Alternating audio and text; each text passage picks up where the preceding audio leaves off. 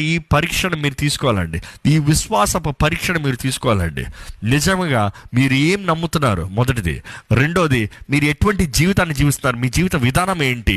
మూడోది, నిజంగా ఇతరులతో ఎలాగున్నారు, మీరు ఇతరులతో ఎలాగున్నారు, ఇతరులతో సహవాసం కలిగి ఉన్నారా, ఇతరులతో ప్రేమతో ఉన్నారా, ఇతరులతో కుటుంబంలో మీ గురించి మంచి చెప్పగలుగుతారా, మిమ్మల్ని ప్రేమించగలుగుతారా, మిమ్మల్ని గౌరవించగలుగుతున్నారా, ఒకసారి పరీక్షించుకోవాలండి.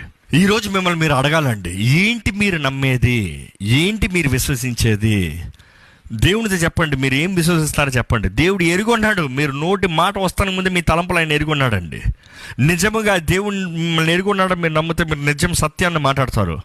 మీకు అవిశ్వాసం, మీరు నమ్ముతున్నాను దేవా నేను నమ్ముతున్నాను అన్నవారు, మీరు నమ్మితే దేవుడు చెప్పండి, అప్పనమ్మకం రాకుండా సహాయం చేయ్యా, నాకు అప్పనమ్మకం రాకుండా సహాయం చేయ్యా. మీ జీవితపు క్రియలు ఎలాగ ఉన్నాయండి?